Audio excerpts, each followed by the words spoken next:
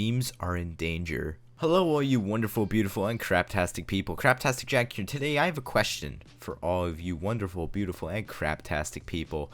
Are memes in danger? Now, I'm attempting to answer this question today in this video, and that's actually what I'm going to do. So yes, without further interruptions, let us begin. Are memes in danger? This is the question I am bringing up in this video, and this is the question I look forward to answering today. Now, why am I making this video? Well, for one, I just love memes. Like, really love memes. And secondly, memes are the reason I wake up every day. Memes are the reason I make videos. Memes are the reason why I was conceived. I was born to meme. But sadly, memes in 2016 are in danger.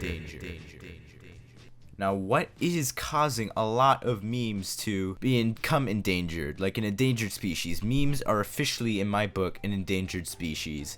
And why is this? Well, there's something called a normie. Now, what is a normie, you may be asking? Well, a normie is someone who doesn't understand memes, but attempts to make memes themselves. Some classic examples of normies are politicians, companies looking to seem hip, your 7th grade math teacher, and the list goes on. Normies are basically the reason memes nowadays die within the span of a month. They are polluting the meme atmosphere. You can tell it's taking a toll on the meme economy too. Before 2016, memes could last longer than a month and still be funny. Hell, I mean, some memes lasted years before they kicked the bucket. Memes were once something that generations of people would be able to turn to in times of distress, despair, or disrepair, and feel good, unwind, and relax with. Nowadays, thanks to normies, it seems that memes only last about a month until they are rendered unfunny by the populace. This is because normies always run these memes into the ground. For example, dabbing. Dabbing was cool for like a week, then it just became really cringy as well, and everyone just realized, oh shit, this isn't really funny, this is actually like horrible. What are we doing as a species? Now, why is this? Well, to answer it, it's just normies. Normies are the reason why dabbing just became such a horrible thing in our lives. I honestly don't understand also how Harambee was a meme for such a long time. Once normies jumped on the Harambee Memorial choo-choo train, it all went downhill from there. I just don't understand how a dead gorilla can become such a wonderful, beautiful meme in the eyes of the populace. But what weird thing transpired during the Harambee meme lifespan, which overall lasted a lot longer than usual memes, a weird phenomenon took place during this meme's lifespan. What we encountered was a rare normie versus normie battle take place. So basically, if you don't know what I'm talking about, here's the backstory. Basically, a bunch of normies at this point in time are getting a bit sick of Harambee and Harambee memes. It's been a meme for well over 2 months at this point. Mind you, the following events that I'm talking about take place in late August of 2016. A group of normies in charge of the Cincinnati Zoo Twitter page demanded that the production of Harambee memes be stopped at once, and basically ordered a cease to desist on all Harambee memes. I mean, they tried. Because if you ask people to stop doing something on the internet, especially if it's a large sum of people doing that thing, the thing that you ask to stop is gonna happen just more, just out of spite. So basically, their cease to desist order on Harambee memes, which were on the verge of dying out anyway, saw a sharp resurgence in late August, and this boosted the Harambee meme well into the month of September. And the funny thing is, this happened so much, so many new Harambee memes were birthed from this rare phenomenon that, like, the Cincinnati Zoo actually terminated their Twitter pages and all their social media pages.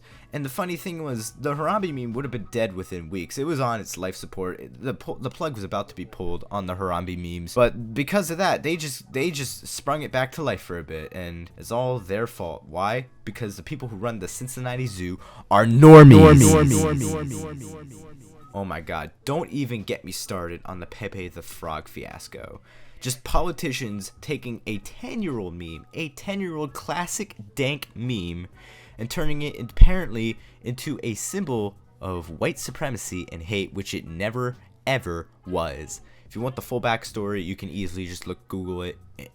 It's just horrible. Going back onto memes and how they have seemed really short lifespans, because before 2016 memes could last months, and hell, some even lasted years. However, just because a meme is outdated doesn't mean that it's cringy. I mean, yeah, there are a bunch of cringy, outdated memes like dabbing and Jacob Sartorius and Pokemon Go, but I mean, there are some outdated memes that have been able to avoid being run into the ground and have been able to retire into a classic state. These classic memes are basically memes that have been able to peacefully retire from the mainstream after becoming popular. Memes such as SpongeGar and Blurry Mr. Krabs. But what's insane about these classic memes is that these memes aren't even that old. Blurry Mr. Krabs was only really a meme for like a few months before it was forced into retirement. Why is this? I grew up in a time where memes could last years. Hell, some memes started before I was even born, and they were still relevant by the time I was like 10. But it appears that we have entered a new era of memes, a new generation, Generation 2. And to say there's actually some science behind this. Most people who meet the first generation of memes have since long retired from memeing. The general demographic of memers is between the ages of 14 and 25. I mean, just think about that. People who were memeing in 2007 could be as old as 34 years old. They could be your dad. Also, the younglings of that time who were like 14, just barely in the demographics, could be as young as 23 now, soon to exit the general demographics of memers. Now, sure, there are people who do meme way outside this demographic, and yes, you do have your edgy middle school kids who are just dumb and cringy, but we're not including them in this demographic. We're talking about good memers. Most people who enjoy and snort memes into them every single morning just to get out of bed are either in high school or college. Also, back in Generation 1, people memed on what social media platforms were popular for that time. Websites such as 4chan and Reddit, MySpace, and even YouTube. Even though in 2007 Twitter was a thing, it really didn't take off till like 2010-ish. Now that a new generation of memers are now in high school or university, they make memes using what social media platform is popular at the current moment. Twitter, basically. Also, since everyone has a smartphone and people can access anything at any time wherever they want, memes are a lot more easier to access, create, and share. With so many more popping up, especially on Twitter, due to the rapid sharing of information and memes through social media. We, as humans, have been programmed to want information as quickly as possible, and since technology doubles every year and keeps getting better and better, we as humans rush memes, it seems. We don't seem to appreciate what memes we have right now. Our brains have been programmed to want something new every month. You can see this with memes that are low-key, such as delete this, or my personal favorite meme right now, don't talk to me or my son ever again, which are still funny despite being months old. They have really yet to hit the mainstream meme market, and I hope it stays that way. We don't want another I'm Rick Harrison, this is my pawn shop catastrophe. For those of you who don't know, I'm Rick Harrison and this is my pawn shop is basically a copy pasta meme that surfaced on the popular dank website 4chan back in around 2010. The meme has been very low-key until about July 2016. But all of that changed once the Normie Nation attacked. To put it simply, Normies ruined a once great copy pasta and destroyed it within like a week. To end off the video, before I go, I want to quickly go over a rarity in meme culture. If you guys want me to make an update video to this, basically going over even more of meme culture, I will oblige, and I will, because I love memes, I snort them every day. But before I go, I want to share with you a little rarity in the meme culture. This is actually very weird and rare enough for there to require a case study on it. You may know of Arthur memes. Now, Arthur memes have been around for a while. They've been around for years, but only very recently have they started trending, back in July. However, something weird has happened, you see.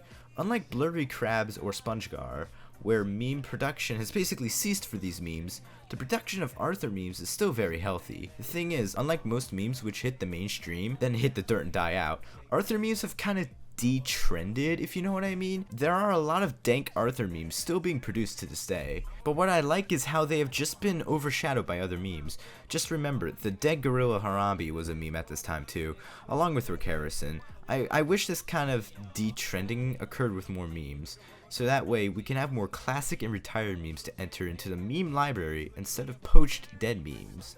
Overall, I do feel truly that meme culture is heading in the wrong direction. It's all due to the normies too. I guess the moral of the story is that normies ruin everything. Don't talk to me or my son ever again.